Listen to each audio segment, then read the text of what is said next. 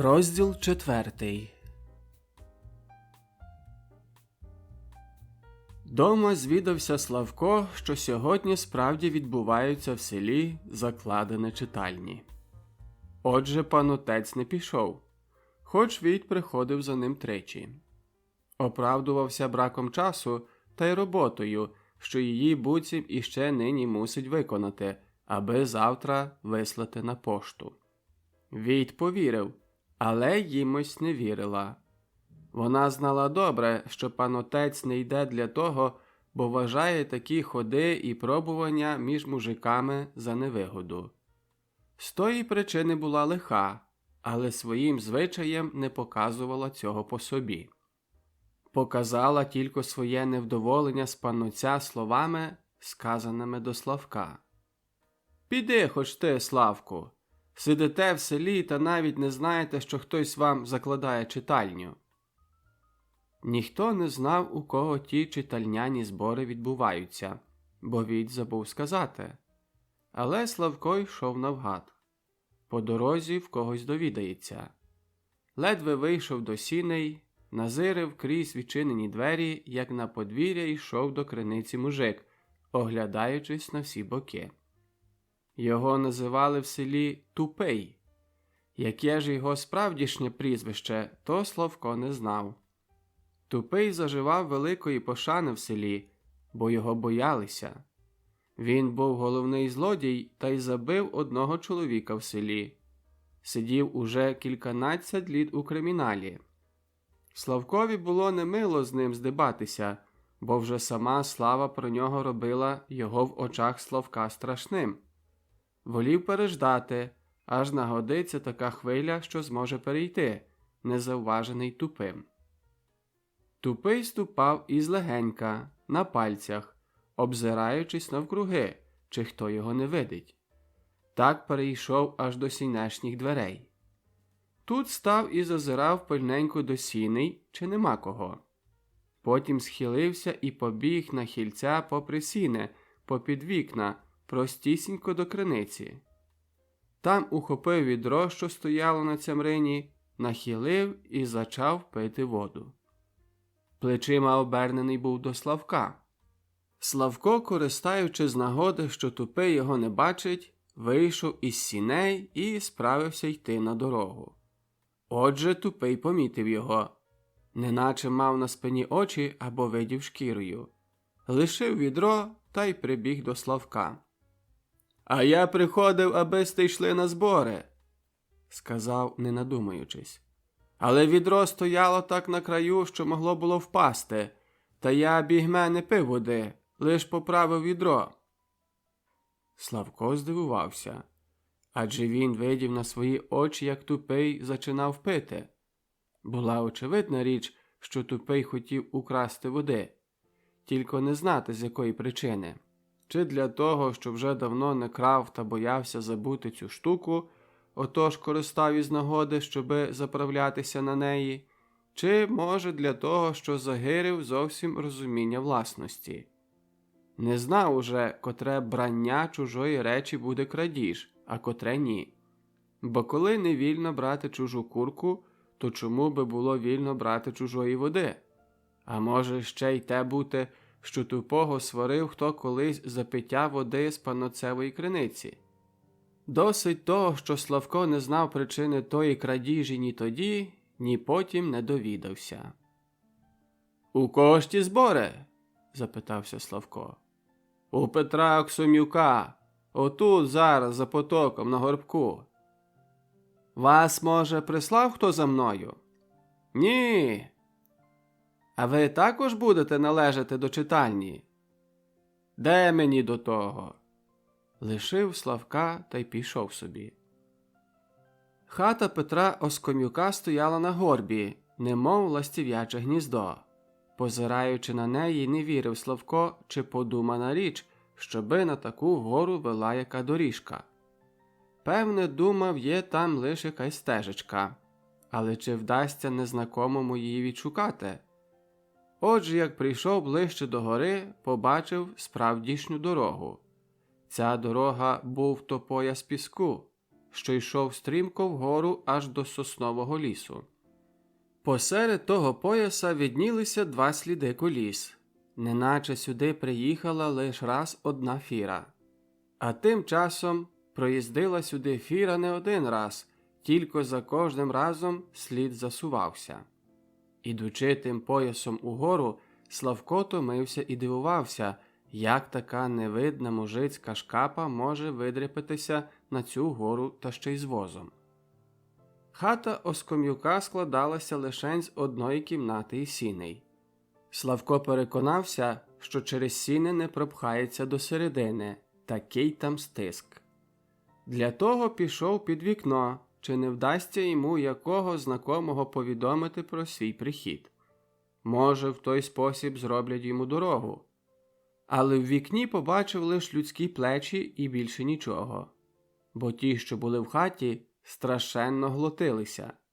Ніхто не знав, на яким місці має приостати, але пхався доти наперед, доки мав змогу. Доки що мав трохи сили, доти кожний пхався. Загонився в таку глоту, що стискало його з усіх боків і підносили догори. Стиснений, позбавлений точки опору, не міг уже рушити ні рукою, ні ногою. Куди його сусіди похиляли, туди й хилився. Зате кожний у хаті був більший, аніж на дворі, бо ледве черкав пальцями землю. Мимохідь повиростали мужики. Здавалося Славкові, що іголка не протиснулася би крізь той здвиг. Отже, діти находили ще місце для себе.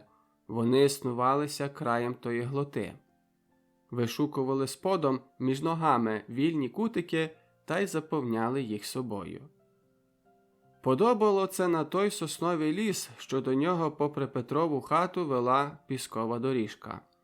Та й там ті самі сосни, що одинцем росли криві, низькі та стрепіхаті, в лісі ж під натиском сусідів випростовувалися, стріляли вгору та дорівнювали ростом смереці і ялиці. Вільні ж місця краєм того лісу, з того боку, де намість піску простиралася ромушина, поростали густо ліщиною, терням та всілякими корчами. Якийсь час стояв Славко безрадний, не мав сміливості нікого зачепити. Аж помітив його Війт, що вже занадто був упрів усередині та вийшов на двір на прохолоду. Кричав до сіней, щоби проступилися та зробили місце для паноцевого панича. Цю вістку передавали один одному, але вона чим до середини, тим стихала. Так стихає буйний вітер, що краєм лісу лопотить ліщиною, свище терням, а заки дійде до середини лісу, то зможеться зовсім і нарешті втихне. Але почув цю звістку Іван, панноців наймит, та й обібрався проломити в Славкові дорогу. Навидів Славка через те, що Славко в нічим йому не заважав, а також через те, що їмось навиділа панича. Як буря ломить лісом дерева, так промощував Іван дорогу поміж нарід. Молодий чи старий, як тільки притулились до нього Іванові плечі, мусив уступитись. Падали людські голови перед плечами на боки, наче падають і дерева, старі чи молоді, що доля їх поставила поперек струї сильного вітру. Але як буря теряє свою силу поміж ліщиною, терням і корчами, так не найшов послуху Іван поміж дітьми. Бо не поломити бурі корчів дочиста. Вирве один, обірве листя другому, зігне в долину третій. Отже, признаки з того нема. Що одно, сусіди вирваного попростягають зараз гілячки та й заступлять прогалину зовсім. То друге, попри обірване листя, знімаються майже на очах всілякі бур'яни. Вони стелилися досі попри землю на зерці, чи не відчиниться над ними простір, щоб їм післати сонячне проміння. Поспішаються хутко заповнити той простір, бо як ні, то обчимхане гілля встигне одягтися листом, заступить їм світ, і вони знов марнітимуть попри землю. А третє. Зігнуті в долину корчі похиляються лиш доти, доки буря їх гне. Опісля ж піднімають наново, загиривши лиш ізсохлі прутики. Отак до знаку і з дітьми було. Як тільки побачили непевне захмурене Іванове лице, так одні вибігали на двір, лишаючи своє місце для сусідів. Другі попереступали на інше місце, а треті поприсідали, що буцім вони та не заважають нікому. Для Славка ж, як не було дороги перед тим, так і тепер не промостилося. Але Іван знав спосіб надіти. Недурно ж перетримував у себе чужі на вихованні. Як тільки переконався, що не находить у них послуху, так зараз перекинувся в той вихор із громом, що, як звіється, то рве корчі з корнем і відносить їх далеко, а на давнім місці лишає голу землю. Так же Іван крикнув тепер понад дітьми: «А бий же!» В один миг прочистили діти дорогу, бо це слово «а бий вже» вони добре розуміли. Не один з батьків, схожих на Івана, послуговувався цим словом. При нім любила собі нагадувати діточа спина ті сині доріжки, що їх випікав гнучкий прут. Отаким заходом пробрався Славко до середини. У куті біля вікна за столом сидів Семен Потурайчин, білявий молодий чоловік, 5 літ молодший від Славка, ще з дуже слабим заростом на лиці. Білявих брів майже не видко було над очима. По круглім його чолі спадало космиками шовкове волосся, таке утле, наче павутиння. Воно не ворожило довгого пробутку на голові, і так уже кути чола занадто закроювалися. Лиця його паленіли майже сухотичним рум'янцем. Сидів похилений над якимись паперами. Груди йому запались, а плечі вигиналися в малий горб. Привітався зі Славком і зробив йому нехотячи велику неприємність, бо назвав його паном доктором. Припускав видко, що Славко має намір посвятитися адвокатурі. Зараз побіч Потурайчина, але під другою стіною, до Потурайчина боком, а лицем на хату, сидів ще один студент, чорнявий хлопчина, із волоссям чорним, як галка, зачесаним догори і рівненько пристриженим. Це був співак, що причепився в місті до Потурайчина, хоч ніхто його не просив. Але йому здавалося, що без нього не обійдеться. Уважав себе за найрозумнішого і великого патріота, бо вмів співати з кантички. Для того думав, що робить велику честь зборам своєю особою. З цієї причини сидів на лаві, розпершися, з руками в кишенях. Підняв від нехотя руку і подав її Славкові, не дивлячись зовсім на нього. Не зустрічав Славка ніколи в ніякім хорі, тому не припускав, що Славко може бути йому рівня. За цілий час зборів співак нічим не цікавився, дожидав тільки, аби в хаті втихло. Тоді виймав камертон, тулив його до вуха і вигукував усілякі тони. Ще й намагався взяти низьке «ц», неначе втік недавно з дому варіатів. Дивлячись на нього, деякі лякались, а не один думав про себе. Тепер лиш гавкає, але хто знає, чи за малу хвильку не вихопиться за стола та не покалічить котрого. Далі на лаві сиділи всуміш старі і молоді. Поспиралися один одному на плечі, на руки, на голову. Декотрий засяг. У хаті була духота нестерпна. «Киньте хоч люльку курити!» – обізвався Війт, що війшов зараз за Славком. Війт уважав себе за приятеля пануцевого дому, для того з приходом Славка заборонював курити, аби панича не душило.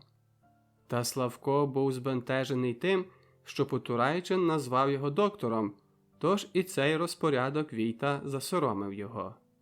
Дуже було йому прикро, що люди його мають за щось, коли він у своїй думці не варт був нічого. Просив Війта, нехай не забороняє курити, бо то йому нічого не шкодить. Він би й сам хотів навчитися курити люльку, але не може привикнути, хоч уже пробував. «А я вас навчу», – примилювався Війт до Славка. «Бо то лиш треба знати, який тютюн дібрати».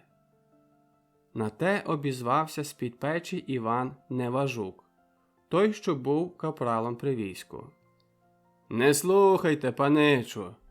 Мужик любить, аби його пекло в язик. Я сам такий, що курив дзигарі при війську. Але як вернувся додому, а ще як оженився, виджу, що мене не витякне на дзигарі. Беруся я до люльки. Та ба! Язик задубів, став лубом, у горлі пече, а слина точиться, преч бися казало, як коли скаженому. Не витримаю. Але все одно, гадаю собі, хоч погибай, а дзигара рівно не оближеш, бо нема відки. Курю люльку далі. А язик так, якби коти дряпали. Як же шкірка з язика злізла, а наросла нова, аж тоді я почув смак у люльці. Та це, паничу, не для вас. Оба засумувалися. І Війт, і Славко. Війт тому, що не міг прислужитися Славкові, а Славко, що стратив надію вивчитися люльку курити. Зробили місце Славкові зараз біля Потурайчина, а той йому пояснив, що все полагоджено, і читальники постановили завтра приступити до будови власного дому. На ту ціль обов'язуються читальники складати готівкою по 20 корон. Гроші має збирати Павло Гаєвий, бо його настановили касієром. При читальні закладають крамницю, а прибутками цієї крамниці сплачуватимуть ті гроші. Котрий же не схоче брати своїх грошей назад, то йому виплачуватимуть проценти. І ще Славко не прийшов до себе з дива з причини такої постанови, як Гаєвий обізвався. «Коли ж я касьєр, то я зараз платю тих 20 корон. Пишіть, пане». Витяг гроші і поставив на стіл. Але Потурайчин був тої думки, що ліпше нехай касьєр сам собі записує, бо сьогодні всіх грошей не дадуть, то й так колись мусить сам записувати. Гаєвий аж засіяв з радості. Обернувся лицем до всіх та й голосно говорив. «Пан гадає, що я письменний, то вже не один зловився на мої окуляри». Потім обернувся знов до Потурайчина і казав до нього. «Я, пане, письма не знаю, але окуляри то вжиткую щось уже 12-й рік. Так собі знаю з ними заходити, якби-м уродився в них». За прикладом Гаєвого пішов Іван Наймит. Витяг за халяви якусь стару подерту шмату та й розвивав її довгий час. Вона звисла аж до землі. З тої шмати витяг податкову книжечку, зложену вповздовж удвоє. Розложив її, відчинив, витяг відти 20-коронновий банкнот і ніс до стола. Руки йому дрижали, а банкнот трусився, як лист на трепеті. «Десь ви тих паперів там багато наскладали», – обізвався Війт. «Небагато. Ще є таких 6. Це ще воськові гроші», – відповів Іван та усміхнувся якось дивно. Лице його завсіди захмурене, виглядало при тій усмішці дурнувато. Пізнати було, що веселість на тім лиці була непривичним гостем. Іван захмурився знов та й розповідав, дивлячись на землю. «Я їх складав від першого дня, як лиш нарокував до воська. І з того лєнунку, з тих 6 крейцарів, що жовнір фасує на день. Наскладав так Ринський срібний. а гроші держу в скринці. Раз я рано до скриньки, а замок розбитий. Пропав мій ринський. Біда, гадаю собі, треба складати наново. Навіть нічого нікому й не кажу. Складаю знов. Але гроші вже держу в днину при собі, а вночі під подушкою. Наскладав я так цілу п'ятку. Аж пішли ми раз на варту. Прийшов я з посту, сон мене зморив. Ліг на лавку та й уснув. Буджуся вже над ранком. Думаю собі, що це мене фрайтер не будив. Я до кишені, нема моєї п'ятки. Підняв голову, подивився по людях і знов засміявся тим дивним сміхом. Потім говорив далі. Та й тепер нічого нікому не кажу. Але вже беруся на спосіб. Кажу я до Фельдфебра, бо я його пуцував. Не виплачуйте ви мені лінунг, держіть у себе. Як буду йти з войска, то тоді дасте. Жадного лінунку не беру гроші, лиш питаюся, кілько їх уже є. Мало, гадаю собі. Шукаю я коханки. Найшов таку грубу мамку, що одному хлопові є що підняти. Важила за корець пшениці. Танька називалася. Дає вона мені вечерю, платить щонеділі пиво.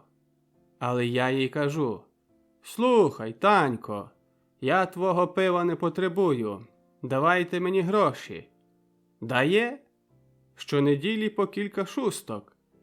Те, що мала зо мною пропити. А я ті гроші до Фельдфебра. Складайте їх до лінунку. На 3-м року наскладав я так 7 десяток. Але йду вже на урльоб додому, а Фельдфебель мені тицькає 3 десятки. Я остовпів. Що ви мені, кажу, пане Фельдфебер, тицькаєте? Я грошей дома потребую. Ой, каже, Іване, тепер я при собі не маю. Я тобі решту пришлю додому на ґрунт. Нема куди правдатися. Їду додому, розгадав собі за гроші, беру та й плачу, що я Фельдфеброві вдію. Прийшов додому, чекаю рік, нема моїх грошей. Чекаю другий, також нема. Але кличуть мене до Вахенібунку. Прийшов, уже я при іншій компанії.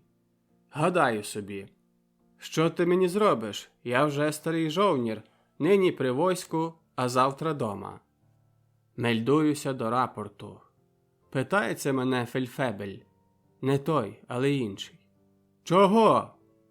Кажу я, так і так, нема моїх грошей. Став мене Фельдфебель просити. Дай спокій, каже. Я піду до нього. Гроші твої будуть до 3 день.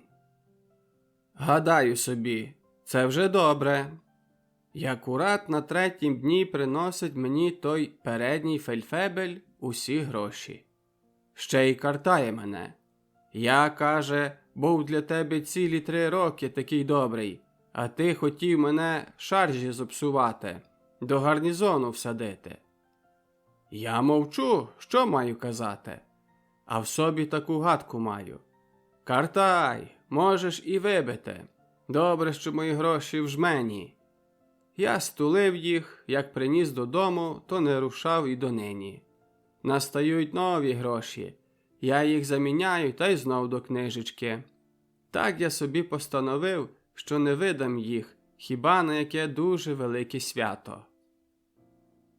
А мені не позичили би сте з тих грошей 10, аби я її тут положив на стіл? Зараз дома віддам. Запитав Війт, сміючись, буцім жартом, щоб би не набратися стиду, якби Іван відмовив. Іван згодився. Чому? На таке діло позичу. За Війтовим прикладом зачали і інші шукати грошей, а деякі зичили у сусідів. Ті, що не мали наміру приступити до складки, висунулися потихеньку з хати та й пішли додому. Тепер настало вільніше. Люди вже так не глотилися. Опріч 3, усі, що були в хаті, одні зложили свої гроші, а другі приобіцяли зложити їх якнайборше. «А ти, Гриньку, не даш? Та ж ти приніс із Прус великі гроші!» Обізвався Неважук до парубка, одягненого в цивільну одіж. Ця одіж була зовсім нова і порядна, тільки завелика на Гринька. На плечах вона якось морщилась, що здавалося, немов Гринько трохи горбатий. Штани на нім задовгі, так що він мусив їх підкотити, аби не приступати ззаду за п'ятком. Отже, рукави не були задовгі. Видко, що в Гринька були руки задовгі проти його особи. Він міряв у склепі одіж проти своїх рук, і для того вона виходила для нього завелика. Ті руки були взагалі якісь незвичайні. Пальці на них якісь занадто грубі, гудзуваті, страшно покривлені, так що заскакували один на одного. Покривило йому їх, мабуть, унаслідок якоїсь хвороби. Він був чорнявий, волосся їжилось йому догори і обростало майже ціле чоло аж до брів. Відповідаючи Неважукові, рухав шкірою на голові, а попри те рухались потрохи і його малі вуха. «Я до складки не пристаю, але зате в читальній крамниці буду все брати. А ковбаса, яка лиш буде, то куплю її відразу цілу. Як сам не з'їм, то дітям пороздаю». Потурайчин уважав за відповідне намовляти Гринька, аби пристав до складки, коли має гроші. Він устав з лави, трохи простягся, щоби випростуватись, та й підійшов до Гринька. Переконував його, що вложені гроші не тільки не пропадуть, але й будуть іще приносити процент. Гринько цілий час позирав Потурайчинові десь на живіт. Там висів нікелевий ланцюжок від годинника. Гаєвий підступив тихцем до них обох і пильно назирав за рухами Гринька. Аж нараз, як не парне тою своєю величезною рукою по кривих пальцях Гринька. Пішов лоскіт, як з батога. Гринько схопив другою рукою побиту руку, махав нею по повітрю, скулився, скривився і сичав. І ще не раз промовив до Гаєвого: «Ой, вуйку, та ж я каліка!» «Ти каліка?» – відповів Гаєвий. «А за ланцюжком пасеш очима, як кіт за салом!» Гринько, скулений, помахуючи побитою рукою, вийшов з хати. На Потурайчина ця подія зробила дуже немиле враження. Він сів на лаву чогось засоромлений і згортав з чола космики свого довгого волосся, що лізло йому аж на очі. Потім промовив до Гаєвого, що ще нічого злого не сталося, як Гринько позирав на ланцюжок. А зрештою цей ланцюжок нічого не варт. Та Гаєвий був інакшої думки. «А нехай би і крейцера не був варт, то не позирай на нього ласим оком», – сказав Гаєвий. «Я вже знаю, чого він за ним так водив очима, адже то мій якийсь велебний братанич». Потім обернувся лицем на хату та й говорив до всіх з досадою, аж кричав: «То вже раз межи нами має бути святий Неруш. Упадаймо, люди, на святого Неруша, згадуймо цього святця на кожнім поступі». «Але той святець мусить бути дуже худий», – обізвався другий молодий чоловік, що не хотів пристати до складки. Він був одягнений у військовий кабат, на шиї розчінканий, мабуть, щоби показати на твердо прасований високий ковнірок і блищачу жовту спинку. Та ледве виговорив свій жарт, як з лавки піднісся Іван Наймит і тріснув того чоловіка в лице. «Іди й ти за Грицьком, та там будете оба сміятися з того святця», – сказав Іван. «А тут стули хавку». Ударений вийшов з хати, а йдучи грозив Іванові, що ще й з ним десь стрінеться. В хаті якийсь час настала тишина. Всім було ніяково. Навіть співак не користав із тої тишини, щоби хвалитися своїм голосом. Аж нарешті обізвався Неважук. «О, це дуже добре. Шкода, що ще не було тупого, аби і його так почастувати. Сьогодні, каже, мені під церквою, то ти, каже, до читальні? Ти, каже, не здужуєш стільки заробити, скільки я вкраду». Тепер і Славко пристав до розмови. Сказав про тупого, що кликав Славка на збори, та й показав йому, в кого ті збори. «Не вірте, паничу», – сказав на це Неважук. «Ви, певне, його на чимось приловили, та він вибріхувався перед вами. Він на брехню такий спритний, що цигана би обдурив». Була вже пізня пора перед вечором. Потурайчин спішився додому, одначе на відхіднім хотів іще конче вписати до читальні хоч кілька жінок, бо досі вписувались самі чоловіки. Та ніхто не хотів своєї жінки вписати. Потурайчин гаряче попирав свою думку, намагаючись всіх переконати, що з того буде велика користь. До цієї справи навіть співак утрутив своє слово. Оперся плечима об стіну, забрав на свій жакет усе вапно, переклав ногу на ногу і, позираючи на свій живіт, обізвався силуваним басом. «А жіноцтво нехай уписується!» Потім повів згорда оком по зібраних, назираючи, яке враження зробив на них його гробовий голос. Коли ж переконався, що аудиторія замало його поважає, кивнув головою назад і намагався вже щось 10-й раз узяти низьке «ци».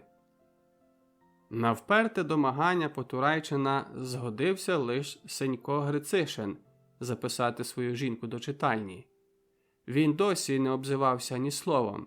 Сидів на лаві в кутику, похилений, спертий ліктями на своїх колінах. Тепер піднісся і показав своє лице, що на ній проявлявся якийсь сум і безмежна доброта. Очі сині, немов чогось заплакані, гляділи ласкаво і смутно, та наче нічого не бачили. Темний волос, буцім острижений, але вже настільки відріс, що голова Сенькова була кудлата. Він говорив поволі, трохи гикаючи. Отож цей Сенько згодився, щоби записати його жінку Катерину до читальні. Катерина, одначе, не була його шлюбною жінкою. Шлюбна жінка покинула Сенька перед кількома роками і утекла з коханком до Америки, лишаючи чоловікові 3 дітей. Самому мужикові неподумана річ вести без жінки сільське господарство. Переконався про це найліпше Сенько на собі, бо по році так задовжився, що й тепер не годен вилізти з довгів. Та хто знає, чи вже з них і вийде коли. Зайшовши у великий довг, не видів Сенько іншої ради для себе, як лиш оженитися. Та при цій нагоді довідався, що він – католик. Цим словом іще й досі не величають себе наші люди. Вони його і мало знають. Ще не навчилися розділювати християн на партії. Католикові ж нема в Австрії розводу.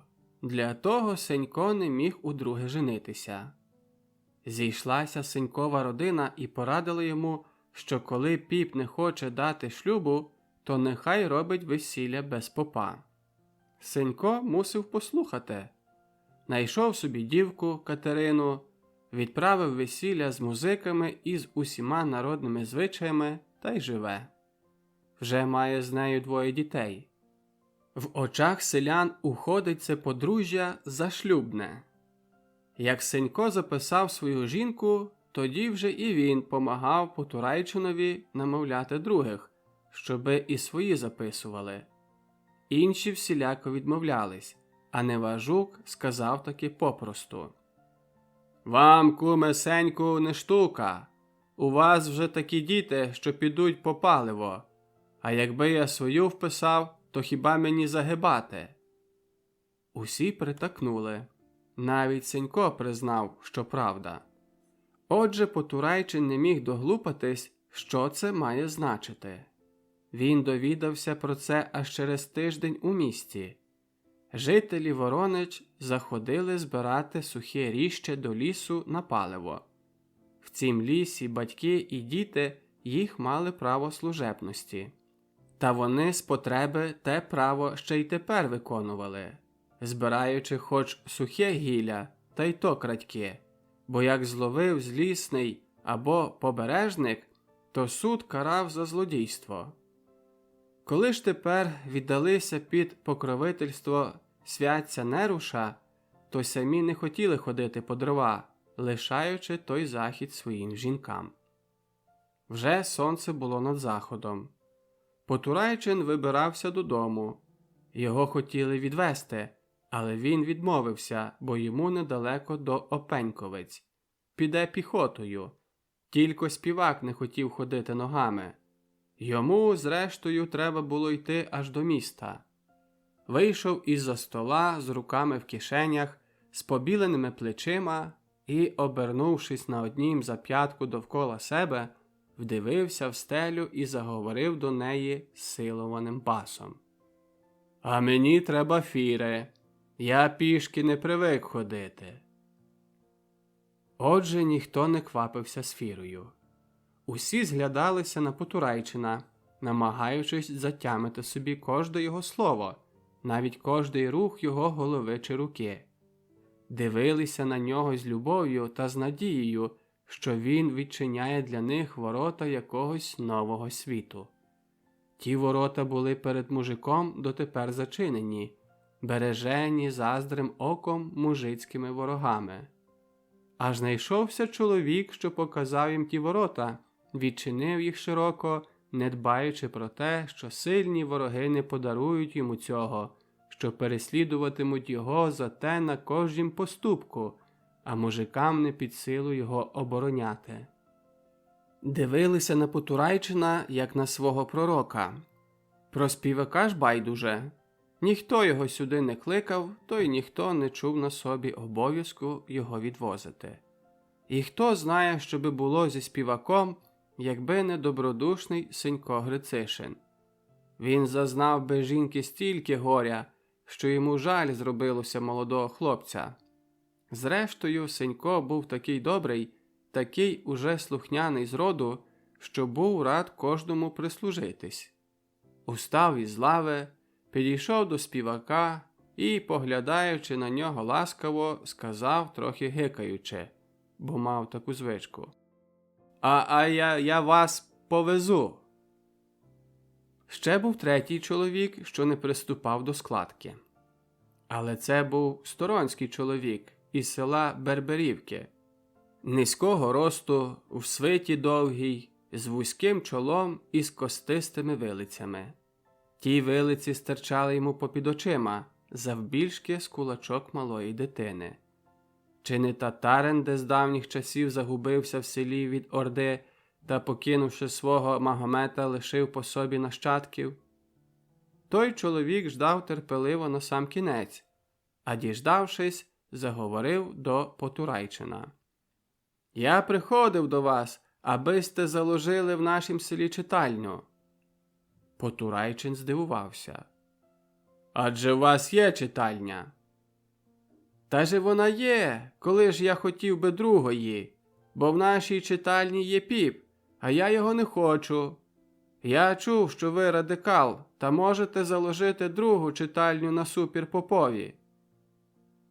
Потурайчин признався, що він радикал, але думав, що другу читальню не конче закладати. Можна бути радикалом при тій самій.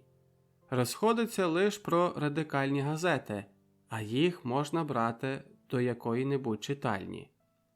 «Коли вас є кількох, – говорив Потурайчин, – то домагайтеся, аби для вас записали радикальну газету».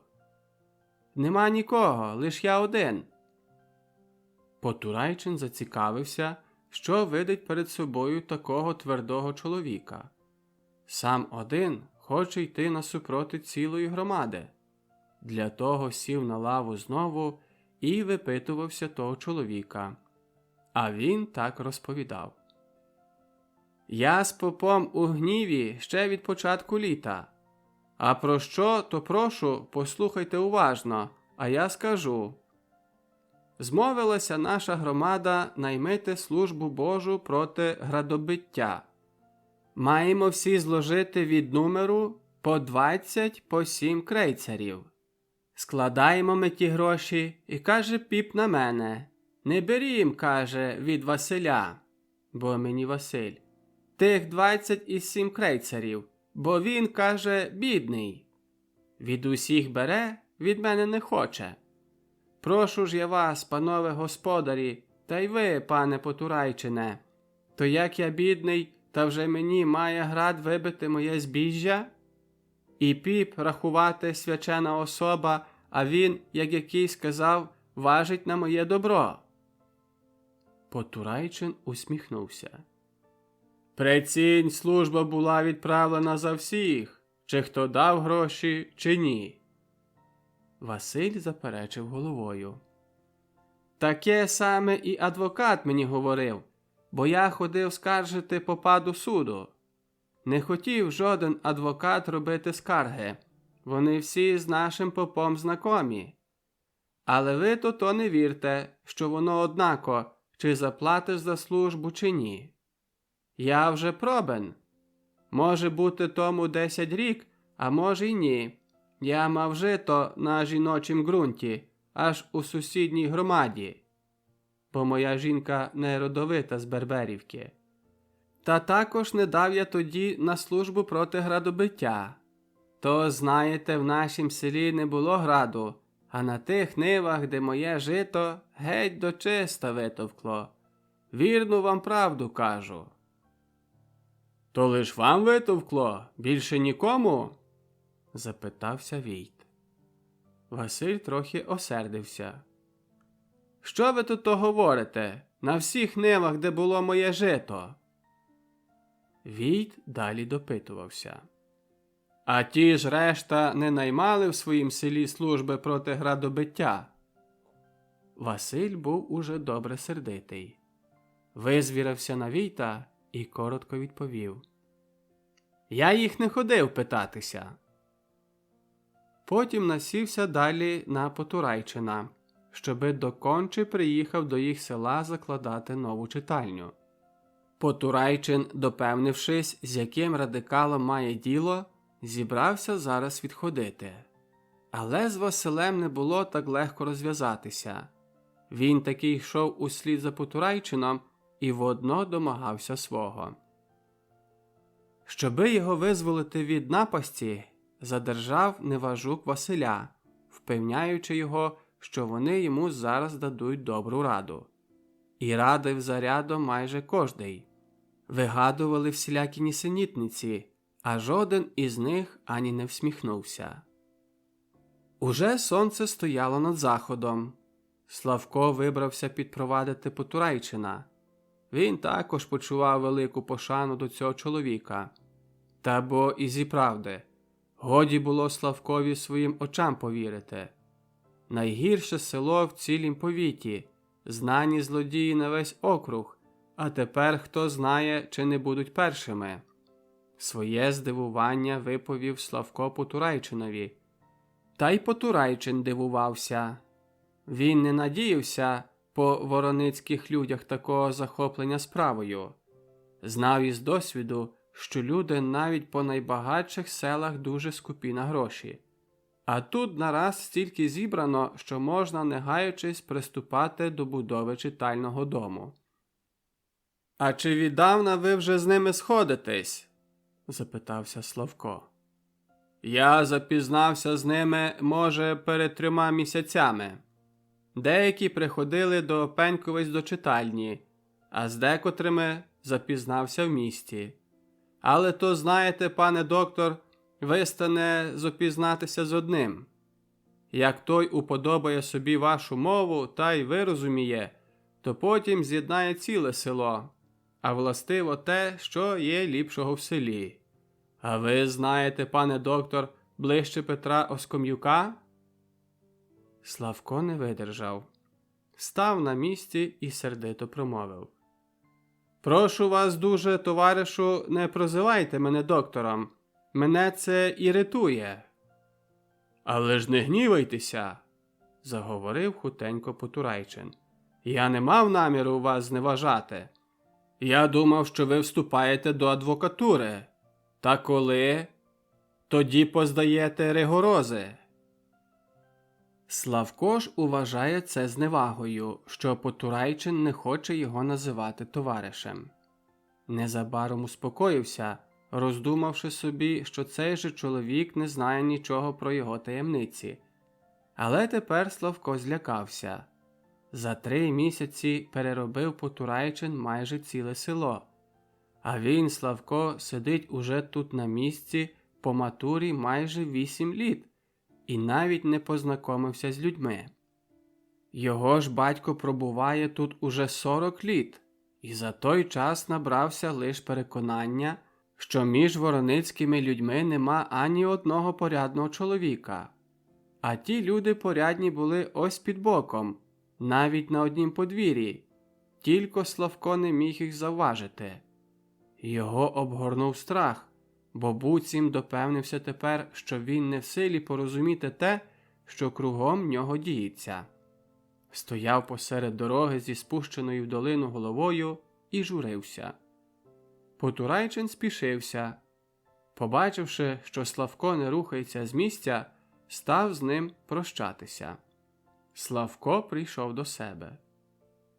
«Я вас підпроводжу», – сказав і пустився далі йти з Потурайчиним.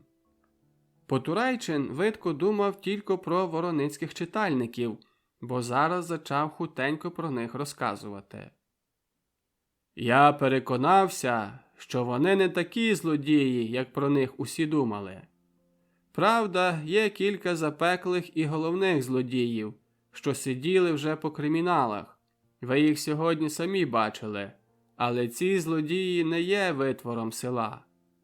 Тут передовсім завинила близькість великих міст, де є злодії, що перейшли всіх вороницьких на купу. Від них набралися вороницькі замилування і сприту до цього промислу. А всі решта вороницькі люди дуже порядні, а що найважніше – підприємчливі. Вони майже всі займаються торговлею свиней. Але, розуміється, на дуже малі розміри. Купують у мужиків та й мужикам продають. Лиш одно було в них дуже дивне, з чим я собі зразу не міг дати ради. Ніхто з них не вважав крадіж за зле діло. Та ще мало того, вони вважали злодія за якогось ліпшого чоловіка. На кожний спосіб думали, що кожний чоловік був би дуже радо злодієм, якби лиш мав змогу і умів. На їх думку, кожний розумний і спритний чоловік – злодій, а хто не краде, то лиш для того, що не має ніякого хисту ні до чого. Ставляли мені такі аргументи, що мені з ними годі було справитися. Я, видко, замало ще студіював суспільну економію. Зрештою, признаюся, що окрім популярних брошурок, я нічого більше з економії не читав. Вам прийшлось би легше збити їх аргументи, бо ви робили вже іспит з економії. Славко зважився сказати правду. Я, товаришу, зовсім економії не знаю. Навіть не знаю, що воно таке. Був приготований признатися до всього перед Потурайчиним. Перед цим чоловіком не хотів грати комедії. Але Потурайчин не порозумів Славка. Бо одно, що не мав ніяких підстав до правдивого вирозуміння Славкових слів, а по-друге, так був захоплений своїм оповіданням, що навіть не призадумувався над глибшим значенням слів свого товариша. Він говорив далі своїм звичаєм дуже хутко. Передовсім вони не виділи найменшої різниці поміж купцем і злодієм. Ставляли мені за приклад себе. Як я, каже, куплю порося, та й зараз перепродам із зиском, то я краду в того, що купує. Прецінь порося мені не вродило тих кілька корон. Або я крав у того, що мені продав, або в того, що в мене купив. Через те не мали вони себе за ліпших від того гринька, що оглядав мій ланцюжок. А ще ставляли мені такий аргумент, що купець краде в кожного, бідний чи багатий. Головний же злодій краде або в банку, або в якого багатиря. Тим, то робить меншу шкоду, як купець. Вони бачили в місті самих злодіїв, що пан – то злодій. Ще мене брали і на патріотизм. Переконували мене, що нам треба вчитися розуму від поляків, бо от вони крадуть голоси при виборах, та й зате мають більше своїх послів, аніж би їм належалося. Довго ми сперечалися, і мої аргументи якось не йшли їм до переконання. Аж одно їх переконало. Я їм говорив, що тепер світ переміняється. Давно був такий світ, що хто був більший розбійник, спритніший злодій, тому і ліпше поводилося. Остатки цього світу ще заважаються досі. Але ми, нові люди, маємо цей світ перетворити. Боремося за те, щоби в тім новім світі панував порядний чоловік, той, що працює, а не злодій і розбійник. Для того вони взялися з таким завзятком до будови читальні, бо їм здається, що вони тепер поклонники якоїсь нової віри. Вже навіть обібрали собі нового святця – Неруша, за його покровителя. Сказавши ті слова, Потурайчин сміявся щиро. «А чого ви так напиралися, аби жінки вписувалися до читальні?» – запитався Славко. «О, це треба конче!» – відповів Потурайчин. «Ви не знаєте, яка тут деморалізація. Вороницькі люди приймали з міста все, що найгірше. Відси кілька дівок чи молодиць приходить до міста на проституцію. Вони також не вважають це ні за що злого, бо видять, що пани по містах роблять те ж саме. Як котра дівчина має змогу йти в мамки, то родичі тішаться». Опинилися аж під лісом, де Іван вивернув панотця. Вже смеркало. Славко не хотів далі йти, бо боявся вертатися сам вечором через ліс. Уже мали попрощатися, як Славко пригадав собі одну річ. «Що ви мені казали за якогось Петра?» «Я за Петра Оском'юка. Ви його знаєте?» «Мабуть, не знаю», – відповів Славко. «Той кривий, високий мужик. Він сидів за столом зараз біля того співака». «Ага, знаю», – відповів Славко. Нагадав собі, що батько сварив Петра за теля. «Той Оском'юк дуже розумний чоловік», – говорив Потурайчин. «Та й дуже цікавиться книжками. Приходив до мене аж до двору. Мені, знаєте, було дуже неприємно, бо дідич не любить, як до мене приходять мужики. Але що діяти? Увійшов Оском'юк до моєї кімнати, та вже мені його не вигонити. Побачив у мене на столі німецьку книжку «Геологію з ілюстраціями». Цю книжку купив мені дідич у дарунку, як його син здав іспит до гімназії. Оском'юк зачав переглядати геологію та й випитувався мене, аби я йому доконче розповідав, що в ній стоїть. Я поясняв, як міг. Меже іншим говорив я йому і про теорію Дарвіна. І що скажете на те? Мужик усе порозумів. Ще ставляв мені такі питання, що я не знав на них відповісти. Причепився до так званих передпотопних звірів, бо там були такі ілюстрації, та й мучив мене всілякими подробицями. Конче хотів довідатися, чи тим величезним ящіркам відривалися хвости так, як теперішнім. Затямив собі навіть назви тих звірів, якихось ігванодонів, диплодоків і лихо знає що. Потурайчин хвильку сміявся, а потім говорив далі. Варт йому давати, які книжки читати. Може, маєте дома, то зичте йому. Вже як розходилися, переказав іще Потурайчин Славкові. А як вам треба буде ким у таких справах послужитися, то вдавайтеся просто до синька Грицишиного. Це дуже слухняний чоловік. Усе зробить. Неважук знов відважний, нічого не злякається. А на Війта не дуже покладайтеся. Він трохи хитрий. Отак любить побалакати, пожартувати, а до діла не візьметься перший. Усе аж за другими. Славко, вертаючи, думав дуже сумні думки. Зичити Петрові книжки? Які? Славко не мав ніяких. Його батько також не любувався в бібліотеці. Опріч кількох книжок духовного змісту, про інші книжки і не питай. Сам Славко також ніколи не заглядав до ніякої книжки. Він взагалі не розумів навіть, як може хтось почувати потребу читання таких книжок, коли його до цього ніщо не примушує.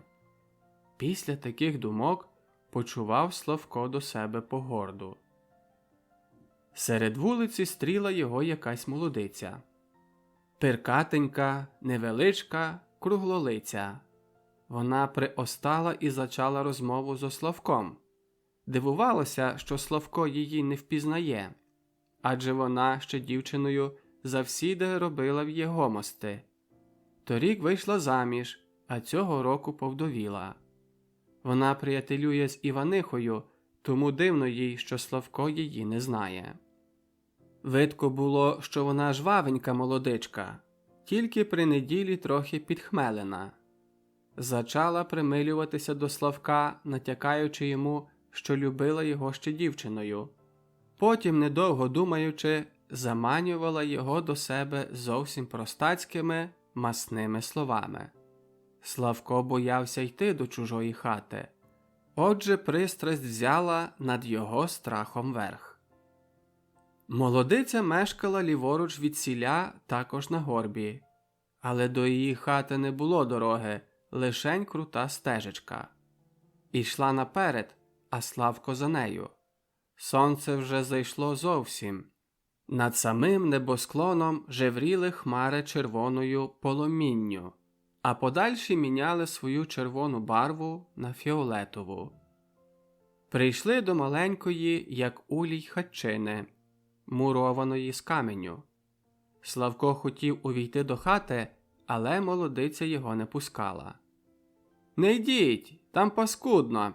Така вогкість, що вода капає зо стін», – говорила молодиця і засунула сінешні двері на замок. Потім підняла із землі драбину і приставила до стриху.